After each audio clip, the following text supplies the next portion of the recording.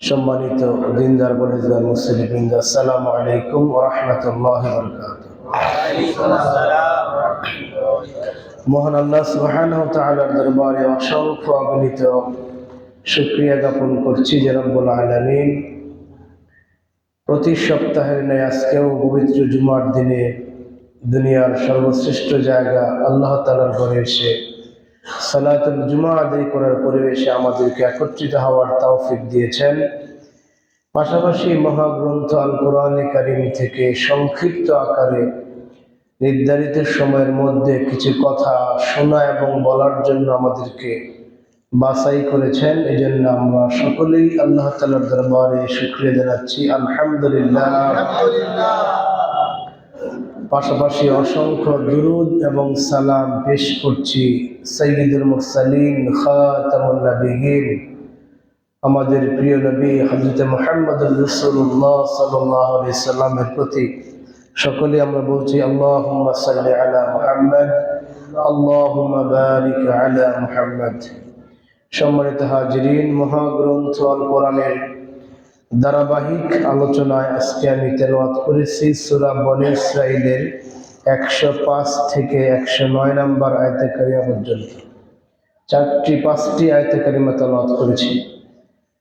আল্লাহ সুবহানাহু ওয়া তাআলার নিকট তৌফিক কামনা করছি তিনি যেন আমাকে এই 5টি আয়াতের আলোকে নির্ধারিত সময়ের মধ্যে কিছু কথা বলা এবং আমাদেরকে আমল করার তৌফিক দান করেন, আমিন। সম্মানিত হাজিরিন, প্রথম আয়াত 105 নং আয়াতের প্রেক্ষাপট হলো মক্কার কাফিররা কোরআন নিয়ে রাসূল পাক সাল্লাল্লাহু আলাইহি ওয়াসাল্লাম পর আল্লাহ যে আসমানি শেষ গ্রন্থ আল কোরআন নাযিল করেছেন, সেই কোরআন নিয়ে তারা বিভিন্ন ধরনের উদ্ভট আজে বাজে মন্তব্য করত। এদের অনেকগুলি মন্তব্যের মধ্যে এই আয়াত যে প্রেক্ষিতে নাজিল হয়েছে সেই আয়াতের মন্তব্য ছিল এরকম যে আল্লাহ তাআলা যদি আসমানি গ্রন্থ এই কোরআনকে বাছাই করে থাকেন, তাহলে তিনি এই কোরআনকে আস্তে আস্তে অল্প অল্প করে কেন নাজিল করেন। সম্মানিত সুধীমণ্ডলী, আপনারা জানেন যে আল্লাহ তাআলা কোরআনকে একত্রে একবারে এই 30 পারা কোরআনকে নাজিল করা হয় নাই। রাসূল পাক সাল্লাল্লাহু আলাইহি সাল্লাম নবুয়ত প্রাপ্তি থেকে 23 বছর সময় নিয়ে মানুষের প্রয়োজন অনুসারে আল্লাহ তাআলা কোরআন নাজিল করেছেন। প্রথম দফায় শুধু সূরা আলাকের 5টি আয়াত নাজিল করেছেন। দ্বিতীয় দফায় সূরা ফাতিহার 7টি আয়াত নাজিল করেছেন। এরপরে আস্তে আস্তে এক আয়াতের অংশ বিশেষ, 2 আয়াত, 3 আয়াত, এরকম করে তিনি 23 বছরে গোটা 30 পারা কোরআনকে নাজিল করেছিলেন।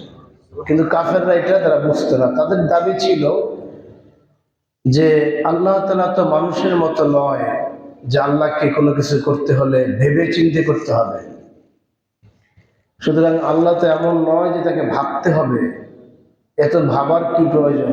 আল্লাহ তাআলা একবারেই তো গোটা কোরআনকে নাজিল করতে পারত। এটা তাদের একটি মূর্খতাসুলভ একটি দাবি ছিল। এই মূর্খতাসুলভ এই দাবির প্রেক্ষিতে আল্লাহ তাআলা এই আয়াতে বলতেছেন, ওয়াবিল হাক্কি আনজালনাহু ওয়াবিল হাক্কি নাযাল। হে রাসূল, আমি সত্য সহকারে আপনার কাছে পৃথক পৃথকভাবে কোরআন নাজিল করেছি। শুধু তাই নয়, ওয়াবিল হাক্কি নাযালা, এখানে যা কিছু আমি দিয়েছি সব কিছু সত্য। সুবহানাল্লাহ, এটা আমাদের জন্য আল্লাহ তাআলার পক্ষ থেকে একটি বড় সুসংবাদ। একেবারে বিসমিল্লাহর বা থেকে সূরা নাসের মিনাল জিন্নাতি ওয়ান নাস, এই যে নাস সিন পর্যন্ত এখানে যতগুলি অক্ষর আল্লাহ দিয়েছেন, আল্লাহ বলতেছেন প্রত্যেকটা অক্ষর, প্রত্যেকটা শব্দ, প্রত্যেকটা বর্ণ, সব কিছু আমি আল্লাহ তাআলা সত্য সহকারে নাজিল করেছি। এখানে একটাও মিথ্যা নাই। সুবহানাল্লাহ। একজন মুসলমান হিসেবে আমরা এটা মানি এবং বিশ্বাস করি। একজন মুসলমান হিসেবে আমাদেরকে এটা বিশ্বাস করতেই হবে। একেবারে সূরা ফাতিহা থেকে শুরু করে সূরা নাস পর্যন্ত আল্লাহ তাআলা যা কিছু দিয়েছেন সব কিছু সত্য, এখানে কোনো প্রকার মিথ্যা নাই। ঠিক কিনা? এটা আপনাকে আমাকে মানতে হবে। এই ব্যাপারে আল্লাহ তাআলা কোরআনে বহু জায়গায় বলতেছেন, লাকিনিল্লাহু ইয়াশহাদু বিমা আনজালা ইলাইকা আনজালাহু বিইলমিহি ওয়াল মালাইকাতু ইয়াশহাদুনা ওয়া কাফা বিল্লাহি শাহীদা।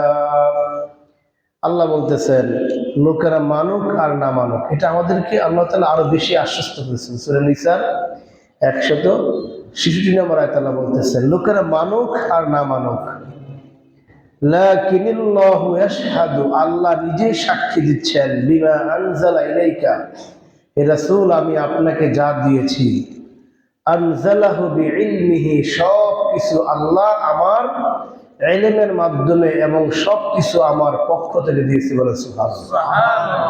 কাফেররা বিশ্বাস করুক আর না করুক, তারা যতই বলুক যে আল্লাহ তাআলা একবারে দেন না কেন, না, আল্লাহ একবারে দিবেন না, যখন যেটুকুর প্রয়োজন হয় তখন আল্লাহ তাআলা দিবেন। ওয়াল মালাইকাতু ইয়াশহাদুন, আর ফেরেশতারাও সাক্ষী দেন যে কোরআনে আল্লাহ যা বলেছেন সত্য বলেছেন। সুবহানাল্লাহ। আল্লাহর সৃষ্টি ফেরেশতার সংখ্যা এত বেশি যে আল্লাহ তাআলা ছাড়া এটা গোনা সম্ভব নয়। আমাদের মানুষের সংখ্যাও এত বেশি যে একমাত্র আল্লাহর কাছে হিসাব আছে বর্তমান বাংলাদেশে কতজন মানুষ আছে, আর কারো কাছে হিসাব নেই। যেটা আদমশুমারি হয় এটা একটা হিসাব নিকাশ করা হয়, কিন্তু সেখানে সব পাইটুবা হিসাব আসে না, নাই। যেদিন গুনে নিলেন রিপোর্টটা পেশ করতে করতে হাজার হাজার শিশু জন্ম হয়, শত শত লোক মারা যায়, তাহলে কি অ্যাকুরেট সংখ্যা সম্ভব? সম্ভব না। বর্তমান বাংলাদেশে কি পরিমাণ লোক আছে, কত লোক আছে, আমরা তাকে ঠমকা বলে দিই, কিন্তু অ্যাকুরেট সংখ্যা কার কাছে আছে? আল্লাহর কাছে আছে। এরকম ফেরেশতাদের ব্যাপারও অ্যাকুরেট সংখ্যা কার কাছে আছে একমাত্র আল্লাহ জানে। তবে হাদিসের ভাষায় ফেরেশতার একটা পরিমাণ বর্ণনা করতে গিয়ে রাসূল পাক সাল্লাল্লাহু আলাইহি সাল্লাম বলেন, কাবা ঘর বরাবর প্রথম আসমানে বাইতুল মামুর বিশাল এক ইবাদতখানা আছে, মসজিদ আছে, যেখানে ফেরেশতারা বসেন, ফেরেশতারা ইবাদত করেন এবং এটা ফেরেশতারা তাওয়াফ করেন। দৈনিক মাত্র 70,000 ফেরেশতা তাওয়াফ করেন। সুবহানাল্লাহ। কয় হাজার? 70,000। ফেরেশতার সংখ্যা এত বেশি, যিনি জীবনে একবার তাওয়াফ করার সুযোগ পাবেন তিনি দ্বিতীয়বার আর পাবেন না কিয়ামত পর্যন্ত। এবার অনুমান করেন যে কত সংখ্যক ফেরেশতা আল্লাহ তাআলা বানিয়েছেন। সৃষ্টির শুরু থেকে কিয়ামত পর্যন্ত একজন ফেরেশতা শুধু একবার তাওয়াফ করার সুযোগ পাবে, এর বাইরে সে পাবে না। এরকম দৈনিক 70,000 ফেরেশতা তাওয়াফ করতেছেন। সুতরাং এরকম সমস্ত ফেরেশতারা সাক্ষী কি? ওয়াল মালাইকাতু ইয়াশহাদুন, সমস্ত ফেরেশতারা সাক্ষী দিচ্ছে যে আপনাকে যে কোরআন দিয়েছি এটা একমাত্র আমি আল্লাহ দিয়েছি, এখানে কোনো প্রকার ভেজাল নাই, এখানে যা আছে সব সত্য আছে। কিয়ামত পর্যন্ত মানুষ এখানে কোনো ভুল ধরতে পারবে না। যারাই ভুল ধরার দুঃসাহস দেখিয়েছে শেষ পর্যন্ত তারা বলতে বাধ্য হয়েছে, লাইসা হাযা কালামুল বাশার, এটা মানুষের তৈরি কোনো কথা নয়, বাক্য নয়। শেষ পর্যন্ত ওই মানুষগুলি ঈমান আনতে বাধ্য হয়েছে। সুবহানাল্লাহ। ওয়া কাফা বিল্লাহি শাহীদা, অথচ সাক্ষী দেওয়ার জন্য আল্লাহই যথেষ্ট ছিলেন। ঠিক কিনা? পৃথিবীর কোনো মানুষের সাক্ষীর প্রয়োজন ছিল না, কোন ফেরেশতার সাক্ষীর প্রয়োজন ছিল না। কোরআন যে সত্য এটা যে আল্লাহ তাআলা তার পক্ষ থেকে নাজিল করেছেন, এই সাক্ষীটা দেওয়ার জন্য একমাত্র আল্লাহ তাআলাই যথেষ্ট। সুবহানাল্লাহ। ওয়াবিল হাক্কি নাযাল, এবং এখানে যা কিছু আছে সব কিছু তার পক্ষ থেকে সত্য সহকারে এসেছে। আল্লাহর কালাম ছাড়া এখানে কোনো কিছু মিশ্রণ হয় নাই, মিশ্রণ হওয়ার কোনো সুযোগ নাই, এখানে কোনো সংযোজন হয় নাই, কোনো বিয়োজন হয় নাই, বাড়ে নাই, কমে নাই, সংশোধন হয় নাই। এর কারণ কি? এর কারণ হলো এই কোরআন রাসূল পাক সাল্লাল্লাহু আলাইহি সাল্লাম এর নিকট যেই মাধ্যমে এসেছিল সেই মাধ্যমটা ছিল একটা বিশ্বস্ত মাধ্যম। সুবহানাল্লাহ। রূহুল আমিন বলা হয়, নাযালা বিহি রূহুল আমিন। সূরা শুআরা 190 নম্বর আয়াতে আল্লাহ বলতেছেন, নাযালা বিহির রূহুল আমিন, একটা বিশ্বস্ত ফেরেশতার মাধ্যমে এটা এসেছে। যে বিশ্বস্ত ফেরেশতার ব্যাপারে আল্লাহ বলতেছেন, কুল নাযালাহু রূহুল কুদুস মিন রাব্বিকা বিল হক।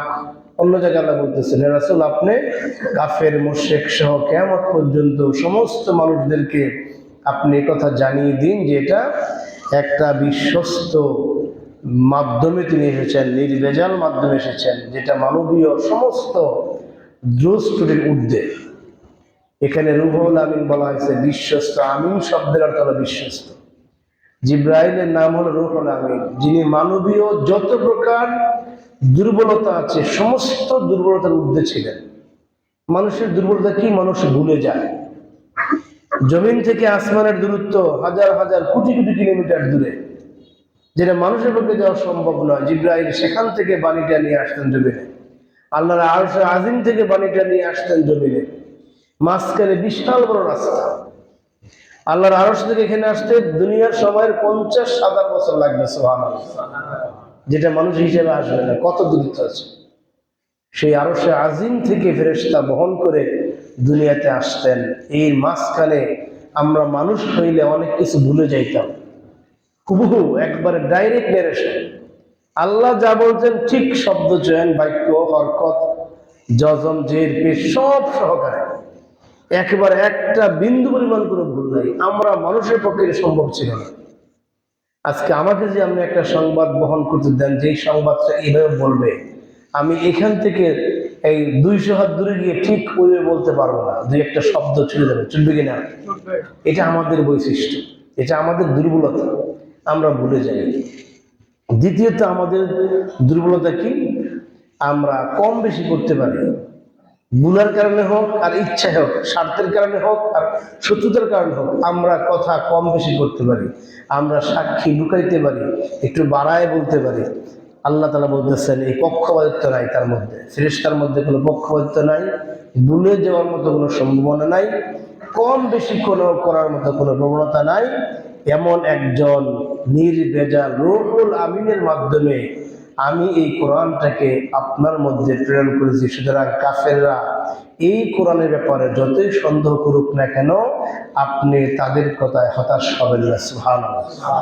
আল্লাহ তাআলা মুহাম্মদ সাল্লাল্লাহু আলাইহি সাল্লামকে এবং আমরা যারা কোরআন মানি আমাদেরকে সান্ত্বনা দিলেন যে সব সত্য সহকারে নাযিল করেছি। আয়াতের দ্বিতীয় অংশ, ওয়া মা আরসালনাকা ইল্লা মুবাশশিরাও ওয়া নাযীরা। এখানে আল্লাহ তাআলা রাসূল পাক সাল্লাল্লাহু আলাইহি সাল্লামের চারিত্রিক যতগুলি বৈশিষ্ট্য ছিল, দুনিয়াতে প্রেরণ করার যতগুলি উদ্দেশ্য ছিল, সেখান থেকে আল্লাহ তাআলা দুইটা উদ্দেশ্য বলতেছেন। একটা হলো মুবাশশিরা, হে রাসূল আমি আপনাকে প্রেরণ করেছি সুসংবাদদাতা হিসাবে।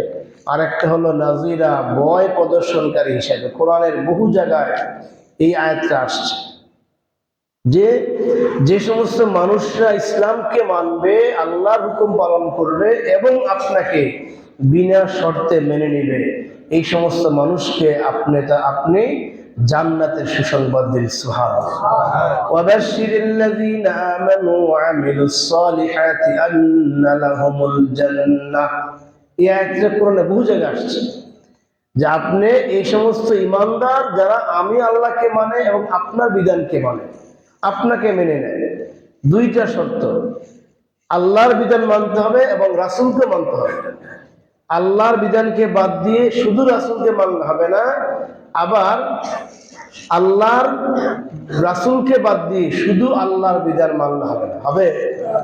অনেকে বলে যে আমরা হাদিস মানি না, কোরআন মানি, বলেন নাউজুবিল্লাহ, সে ঈমানদার নয়। অনেকে বলে না আমরা কোরআন মানি না, হাদিসে যা আসে আমরা তা মানি, সেও ঈমানদার নয়। আপনাকে কোরআন মানতে হবে, হাদিস মানতে হবে, দুইটাই মানতে হবে। সুতরাং যারা মেনে নেবেন তাদের জন্য রাসূল পাক সাল্লাল্লাহু আলাইহি সাল্লাম হলেন জান্নাতের সুসংবাদদাতা। আর যারা মানবে না, রাসূলের অনুসরণ করবে না, আনুগত্য করবে না, আল্লাহকে বিশ্বাস করে কিন্তু রাসূলকে মানতে রাজি না। মক্কার কাফেররা কিন্তু তাই ছিল। মক্কার প্রত্যেকটা কাফেরকে যখন প্রশ্ন করা হতো আসমান কে বানিয়েছে, বলে আল্লাহ বানিয়েছে। জমিন কে বানিয়েছে? আল্লাহ বানিয়েছে। তোমার স্রষ্টা কে? আমার স্রষ্টা আল্লাহ। এই কাবাঘরের মালিক কে? আল্লাহ। এটা মক্কার সমস্ত কাফেররা সরাসরি আল্লাহ শব্দ ব্যবহার করছে। ভগবান বা ঈশ্বর বলতো না। আমাদের দেশে অন্য ধর্মীয়রা ভগবান ঈশ্বর বা অনেক কিছু বলেন, বলেন কিনা? কিন্তু মক্কার কাফেররা সরাসরি আল্লাহ বলে স্বীকার করত, কিন্তু মুহাম্মদ সাল্লাল্লাহু আলাইহি সাল্লামকে মানতে রাজি না, তাকে মানব না। তো মুহাম্মদ সাল্লাল্লাহু আলাইহি সাল্লামকে না মানলে তিনি কি পরিপূর্ণ ঈমানদার হতে পারবেন না। এই জন্য আল্লাহ বললেন মুবাশশিরাও ওয়া নাযীরা, যারা আপনাকে মানবে, মেনে নেবে, তারা তাদের জন্য আপনি জান্নাতের সংবাদদানকারী, সুসংবাদদানকারী। আর যারা মানবে না তাদের জন্য আপনি জাহান্নাম থেকে তাদেরকে সতর্ককারী। সূরা আহজাবের মধ্যে আল্লাহ তাআলা এই বিষয়গুলি স্পষ্ট করেছেন। ইয়া আইয়ুহান নাবিয়্যু ইন্না আরসালনাকা শাহিদান ওয়া মুবাশশিরান ওয়া নাযীরা ওয়া দাঈয়ান ইলাল্লাহি বিইذনিহি ওয়া সিরাজাম মুনীরা। আল্লাহ রাসূলকে আল্লাহ তাআলা এখানে কয়েকটা দায়িত্ব দিয়ে বলতেছেন, হে আমার প্রিয় হাবিব, ইয়া আইয়ুহান নাবিয়্যু, হে আমার নবী, হে নবী, ইন্না আরসালনাকা শাহিদা, আপনাকে আমি পাঠিয়েছি দুনিয়াতে সাক্ষী হিসাবে। সুবহানাল্লাহ। সমস্ত মানুষের পক্ষে আল্লাহ রাসূল সাক্ষী, যারা আল্লাহকে মেনে নিলেন। হাসরের মধ্যে ওয়াতাকুনু রাসূলু শুহাদা আলান নাস, সূরা হজের শেষ আয়াতে বলতেছেন যে রাসূল হলেন সমস্ত মানুষের সাক্ষী। সাক্ষী হওয়ার জন্য শর্ত হলো উপস্থিত থাকা। মুসা আলাইহিস সালামের জাতি যখন এই কথা বলবে যে আল্লাহ, মুসা আলাইহিস সালাম আমাদেরকে একদিনও সতর্ক করে নাই, যদি সতর্ক করতো তাহলে আমরা অন্যায় করতাম না। ইব্রাহিম আলাইহিস সালামের জাতি যখন এই কথা বলবে, ইব্রাহিম আলাইহিস সালাম আমাদেরকে দ্বীনের দাওয়াত দেয় নাই, দিলে আমরা এই অন্যায় কাজ করতাম না। ঈসা আলাইহিস সালামের জাতি যখন এই কথা বলবে যে ঈসা আলাইহিস সালাম আমাদেরকে এই সঠিক পথের দাওয়াত দেন নাই, দিলে আমরা একদিনের জন্য অন্যায় কাজ করতাম না। এই সমস্ত কথা যখন বলা হবে, তখন মুহাম্মদ সাল্লাল্লাহু আলাইহি সাল্লামকে আল্লাহ তাআলা সাক্ষী হিসেবে দাঁড় করাবেন। সুবহানাল্লাহ। এটা হলো একটা ব্যাখ্যা। আরেকটা ব্যাখ্যা হলো কিয়ামত পর্যন্ত যত মতাদর্শ আসবে, যত আদর্শ আসবে, মানব রচিত যত নীতি আসবে, সমস্ত নীতির উপর মুহাম্মদ সাল্লাল্লাহু আলাইহি সাল্লাম হলেন একমাত্র আদর্শ, একমাত্র সাক্ষী। বলেন সুবহানাল্লাহ। আমরা আগে দেখতাম, এখন তো আমাদের এলাকায় এটা হয় না, মাটি কাটা হইতো, পুকুর কাটা হইতো। পুকুর কাটতে গিয়া, বিশাল বড় পুকুর কাটতে গিয়া মাঝে মাঝে খাম্বা রাখা হইতো, মাথা রাখা হইতো, ওইটাকে বলা হতো সাক্ষী। আঞ্চলিক ভাষায় কি বলা হতো? সাক্ষী। অর্থাৎ এই মাথার মধ্যে ফিতা রেখে, ওইখান থেকে এই পারে ফিতা রেখে গভীরতা মাপা হতো, এটা হলো সাক্ষী। তো মুহাম্মদ সাল্লাল্লাহু আলাইহি সাল্লাম হলেন কিয়ামত পর্যন্ত সাক্ষী। একজন রাষ্ট্রপতির জন্য তিনি সাক্ষী, সেনাপতির জন্য তিনি সাক্ষী, একজন যোদ্ধার জন্য তিনি সাক্ষী, একজন শ্রমিকের জন্য তিনি সাক্ষী, একজন ব্যবসায়ীর জন্য তিনি সাক্ষী, একজন পিতার জন্য তিনি সাক্ষী, একজন স্বামীর জন্য তিনি সাক্ষী, একবারে সাধারণ নাগরিকের জন্য তিনি একজন সাক্ষী। বলে সুবহানাল্লাহ। কিয়ামত পর্যন্ত প্রত্যেকটা মানুষের জীবনে যত ঘটনা ঘটবে, প্রত্যেকটা ঘটনা আল্লাহ তাআলা মুহাম্মদুর রাসূলুল্লাহ সাল্লাল্লাহু আলাইহি সাল্লামের মাধ্যমে ঘটিয়েছেন। সুবহানাল্লাহ। জেলখানার আসামিরা, মুহাম্মদ সাল্লাল্লাহু আলাইহি ওয়াসাল্লাম আসামিদের সাক্ষী জেলখানায়, কারণ তিনি জেল খেটেছেন, কাটছেন কিনা। সামাজিক বিচার ফয়সালা যারা করেন তাদের সাক্ষী মুহাম্মদ সাল্লাল্লাহু আলাইহি ওয়াসাল্লাম, কারণ তিনি সামাজিক বিচার ফয়সালা সব তিনি করেছেন। নবুয়ত পাওয়ার আগে এই মক্কার কাফেররা, রাসূলের বয়স যখন 25 থেকে 40, এর ভিতরে যে সময়টা ছিল, এই মক্কাতে যত ঘটনা ঘটতো, সমস্ত ঘটনার সুষ্ঠু ফয়সালার জন্য তারা মুহাম্মদ সাল্লাল্লাহু আলাইহি ওয়াসাল্লামকে ডাকতেন। সুবহানাল্লাহ। তাদের বিশ্বাস ছিল যে মুহাম্মদ ইবনে আব্দুল্লাহ যে ফয়সালা দিবেন, এর চেয়ে উত্তম কোনো ফয়সালা হতে পারে না। এভাবে কিয়ামত পর্যন্ত তাকে আল্লাহ বলতেছেন, ইয়া আইয়ুহান নাবিয়্যু ইন্না আরসালনাকা শাহিদা, সমস্ত কাজের আপনি সাক্ষী, ওয়া মুবাশশিরা, এবং আপনি হলেন মানুষকে জান্নাতে সুসংবাদ দানকারী, ওয়া নাযীরা, এবং আপনি হলেন মানুষকে ভয় প্রদর্শনকারী, ওয়া দাঈয়ান ইলাল্লাহি বিইذনিহি, আর আপনি হলেন আল্লাহ তাআলার পক্ষ থেকে সার্টিফাইড কৃত ব্যক্তি, মানুষকে দ্বীনের দাওয়াত দিবেন। সুবহানাল্লাহ। আমি আল্লাহ আপনাকে নিয়োগ দিয়েছি মানুষকে দ্বীনের দাওয়াত দেওয়ার জন্য, দাঈ বানিয়েছি আমি আল্লাহ। দুনিয়াতে আমরা আমাদের নেতা বানাই ভোটের মাধ্যমে, বানাই কিনা, পরামর্শের মাধ্যমে বানাই, কিন্তু মুহাম্মদ সাল্লাল্লাহু আলাইহি সাল্লামকে আল্লাহ তাআলা সরাসরি আসমান থেকে নিয়োগ দিয়ে, অ্যাপয়েন্টমেন্ট দিয়ে সরাসরি আল্লাহ নিয়োগ দিলেন, বললেন যে ওয়া দাঈয়ান ইলাল্লাহি বিইذনিহি, আমি আপনাকে একজন দায়ী বানিয়েছি, এটা আমার ফয়সালা, আমার সিলেকশন। সুতরাং মক্কার কাফেররা তারা কে কি বলুক ওই দিকে আপনার তাকাবার কোনো সুযোগ নেই। সুবহানাল্লাহ। এই জন্য মুহাম্মদ সাল্লাল্লাহু আলাইহি ওয়াসাল্লাম ছিলেন আল্লাহ তাআলার পক্ষ থেকে অনুমোদন প্রাপ্ত সিলেক্টেড একজন দায়ী। আর কি কাজ? ওয়াসিরাজাম মুনীরা, আপনি হলেন কিয়ামত পর্যন্ত উজ্জ্বল প্রদীপ। সুবহানাল্লাহ। এই আকাশের যে চাঁদকে বলা হয়, সূর্যকে বলা হয় সিরাজ, সূর্যকে বলা হয়, চাঁদকে বলা হয় মুনীরা। অর্থাৎ চাঁদ এবং সূর্য দিনের বেলা সূর্য যেরকম গোটা পৃথিবীতে আলোকিত করে, রাতের বেলা চাঁদ যেরকম গোটা পৃথিবী থেকে অন্ধকার দূর করে, আপনি হলেন এমন একজন মানুষ যে আপনার মাধ্যমে কিয়ামত পর্যন্ত গোটা অন্ধকার দূরীভূত হয়। সুবহানাল্লাহ। আল্লাহ রাসূলের জীবন আদর্শ একজন মানুষ যখন গ্রহণ করবে, তাকে যখন সাক্ষী মানবে, ওই ব্যক্তির জীবনে কোনো অন্ধকার থাকবে না। সুবহানাল্লাহ। সামাজিক জীবনে রাসূলের আদর্শ যখন কেউ গ্রহণ করবে, তার সমাজে কোনো অন্ধকার থাকবে না। রাষ্ট্রীয় পর্যায়ে যখন রাসূলের আদর্শ মানবে, গ্রহণ করবে, ওই রাষ্ট্রের মধ্যে কোনো অন্ধকার থাকবে না, যেটা মদিনায় আল্লাহ রাসূল পাক সাল্লাল্লাহু আলাইহি ওয়াসাল্লাম বাস্তবায়ন করেছিলেন, সাহাবায়ে কেরামদের জীবনে বাস্তবায়ন করেছিলেন। যে সকল সাহাবায়ে কেরামরা রাসূলের কাছে এসে ধন্য হয়েছেন এবং ওই সমস্ত সাহাবাদের জীবনকে তারা আলোকিত করেছেন, অথচ তার কাছে আসার আগে জীবনটা অন্ধকারাচ্ছন্ন ছিল। সম্মানিত হাজিরিন, অন্য জায়গায় বলতেছেন ইন্না আরসালনাকা শাহিদাও ওয়া মুবাশশিরাও ওয়া নাযীরা। সুতরাং যে ব্যক্তি রাসূলকে মানবে, এই মানার মাধ্যমে ওই ব্যক্তিকে আল্লাহ জান্নাত দিবেন। আর যে ব্যক্তি রাসূলকে মানতে পারবে না, জীবনের সকল ক্ষেত্রে মানতে পারবে না, সে ব্যক্তিকে আল্লাহ তাআলা জান্নাত দিবেন না। রাসূলকে মানা মানে হলো একবারে জীবনের সর্বক্ষেত্রে, কিছু মানলাম কিছু মানলাম না এরকম বিষয়টা না। আমরা কিন্তু উম্মত এমন হয়েছি, কিছু মানি কিছু মানি না, ঠিক কিনা? যেটুক ভালো লাগে ওইটুক মানি, আর যেটুক মানলে বা যেটুক বললে খারাপ লাগবে, মানতে পারবো না, আমল করতে পারবো না, চাকরি থাকবে না, লোকের রক্তচক্ষু দেখতে হবে, ধমক খেতে হবে, মানুষের গাল মন্দ শুনতে হবে, ওইটুক কিন্তু আমরা মানি না, ঠিক কিনা? এই জন্য রাসূল বলেছেন, তোমরা ততক্ষণ পর্যন্ত লা ইউমিনু আহাদুকুম হাত্তা আকুনা আহাব্বা ইলাইহি মিন ওয়ালিদিহি ওয়া ওয়ালাদিহি ওয়ান নাসি আজমাইন, যে তোমরা পরিপূর্ণ ঈমানদার তো হতেই পারবে না যে পর্যন্ত না আমায় মুহাম্মদ সাল্লাল্লাহু আলাইহি ওয়াসাল্লামের আদর্শকে তোমার সন্তানের চাইতে, নিজের চাইতে, পিতামাতার চাইতে, দুনিয়ার সমস্ত মানুষের চাইতে আমার আদর্শকে তুমি মহব্বত না করতে পারো, গ্রহণ না করতে পারো। এই জন্য আমরা যদি রাসূলকে সমস্ত জীবন দিয়ে জীবনের সর্বক্ষেত্রে আমরা মানতে পারি, তাহলে আমরা রাসূলকে অনুসরণ করলাম। আর যদি না মানতে পারি, তাহলে আমাদের জীবন ব্যর্থ হবে।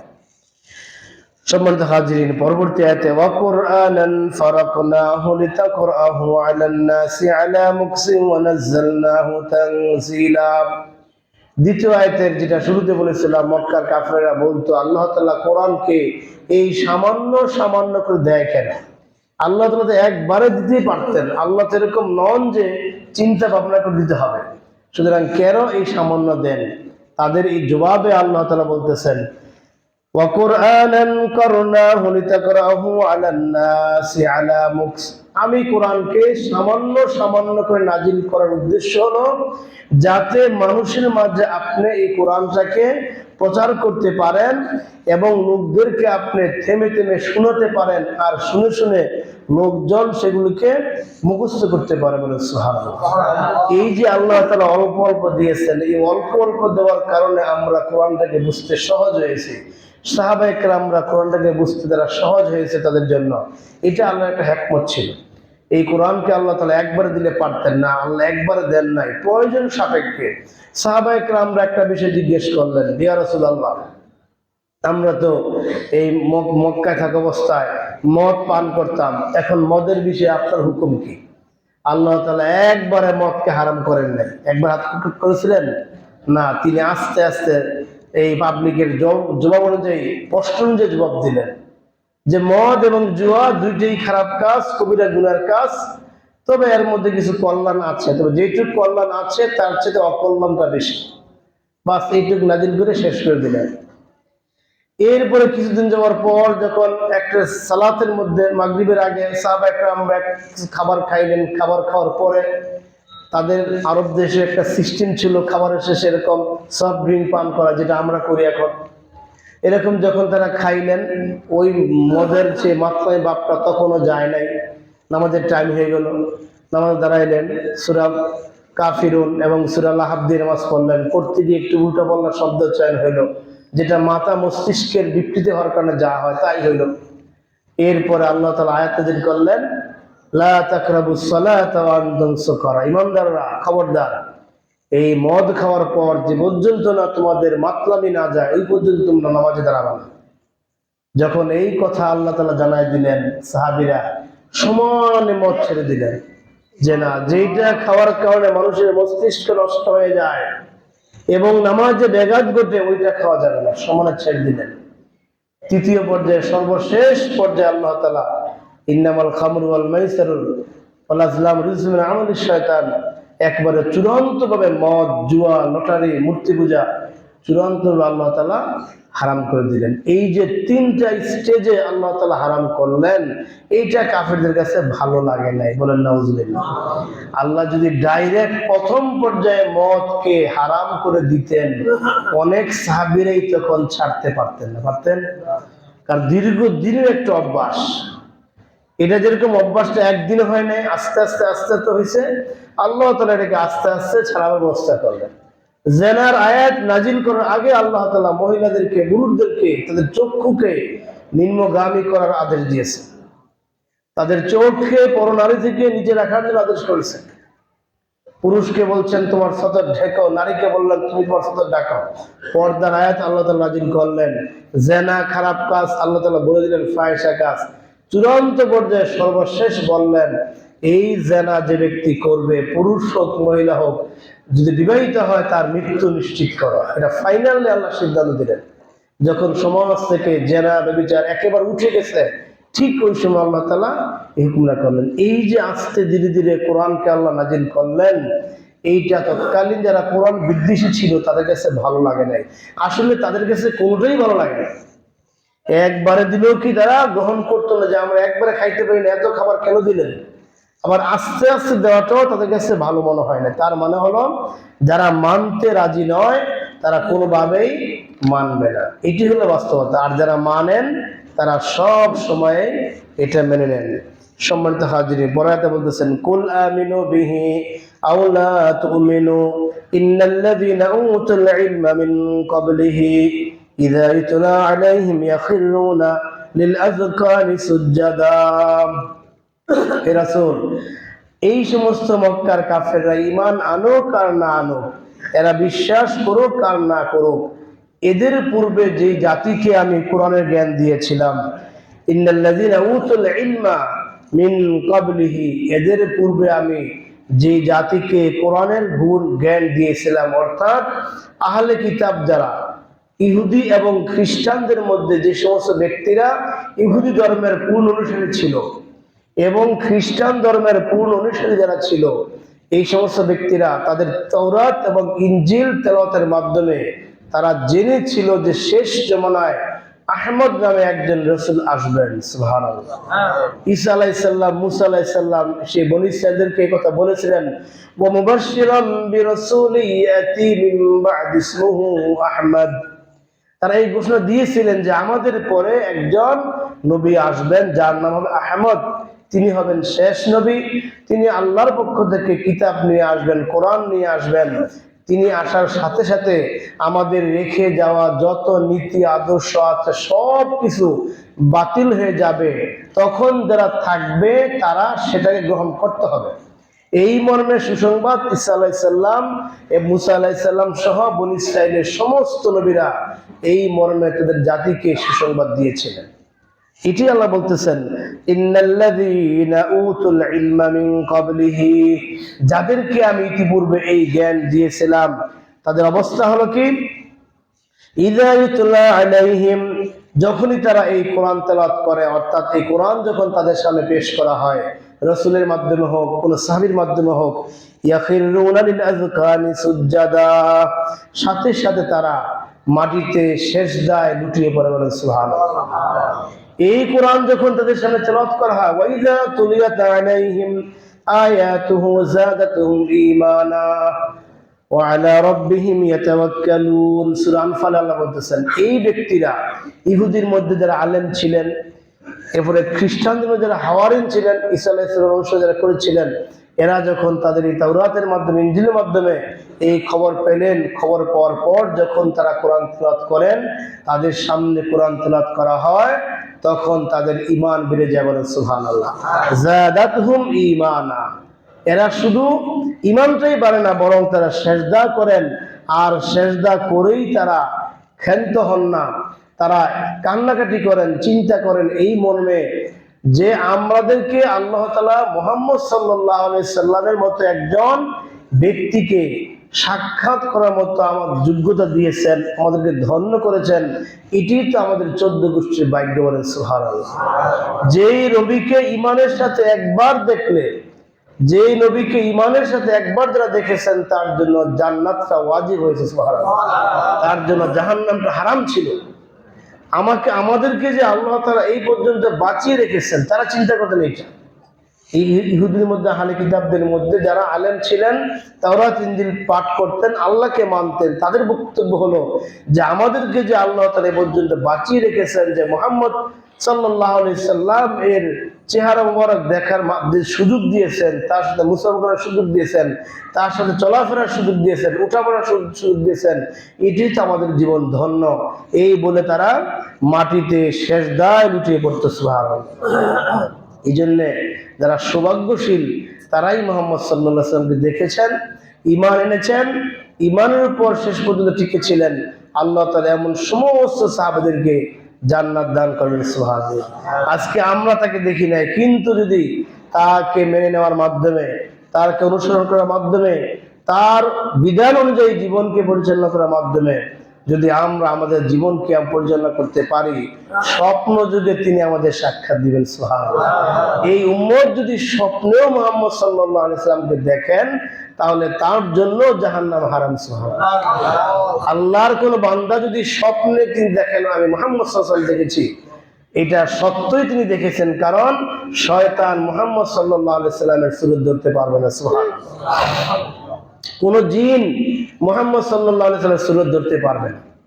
যদি কেউ স্বপ্নে দেখেন তিনি সত্যিকার অর্থে মুহাম্মদুর রাসূলুল্লাহ সাল্লাল্লাহু আলাইহি সাল্লামকে দেখেছেন, এটা এখানে কোনো প্রকার সন্দেহ, ডাউট, সংশয় নেই, সেই ব্যক্তি জান্নাতি, বলেন সুবহানাল্লাহ।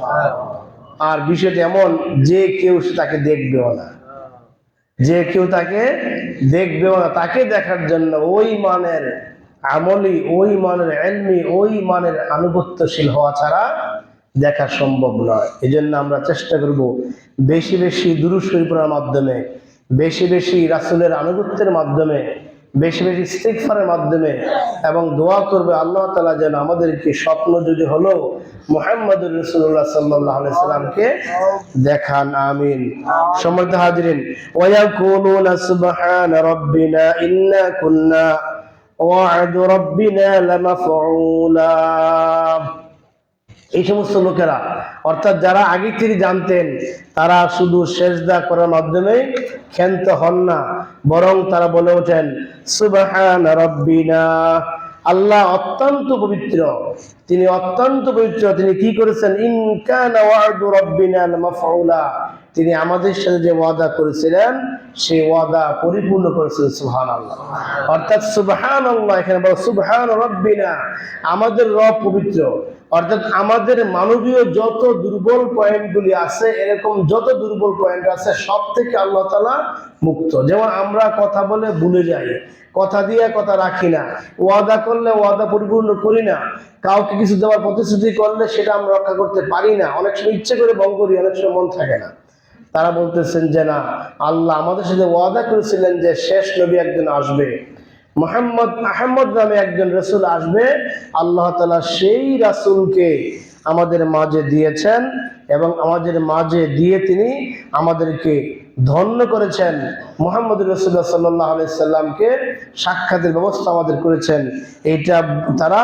এটা বলেন এবং আল্লাহকে সিজদা করেন। ওয়ায়াখিরুনাল আযকানি ইয়াবকুনা ওয়ায়াজিদুহুম খুশুওয়া। শুধু তাই নয়, এই সমস্ত মানুষগুলি আল্লাহর কাছে কান্নাকাটি করতে এই কান্নাকাটির মাধ্যমে, এই সিজদার মাধ্যমে তাদের তারা যে নূর পেয়েছেন, হেদায়েত পেয়েছেন, সেই হেদায়েতের নূরটা, সেই আলোটা আস্তে আস্তে বৃদ্ধি পায়। বলেন সুবহানাল্লাহ। অর্থাৎ একজন মানুষকে যখন হেদায়েত দান করা হয়, ওই হেদায়েতটার মাধ্যমে যখন সে বুঝতে পারবে তার জীবন চলাটা ভালোর দিকে যাচ্ছে, ভালো হচ্ছে, সে ভালো কাজ করছে, ভালো কাজের মধ্যে তার তৃপ্তি আসতেছে, তখন সে বুঝতে পারে, তখন সে এই কথা জানে, ওয়ায়াজিদুহুম খুশুআ, আল্লাহর ভয়টা তার ভিতরে আরো বেড়ে যায়। সুবহানাল্লাহ।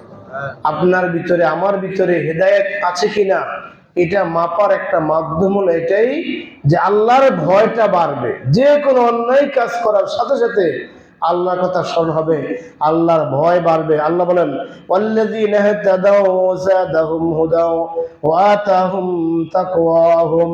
সূরা মুহাম্মাদের 17 নম্বর আয়াতে আল্লাহ বলতেছেন, যাদেরকে আমি হেদায়েত দান করি, হেদায়েত দান করা হয়, তাদের এই হেদায়েতরা তাদের ভালো আমলের মাধ্যমে দিন দিন বাড়বে। সুবহানাল্লাহ। ভালো আমলের মাধ্যমে দিন দিন এটা বাড়বে।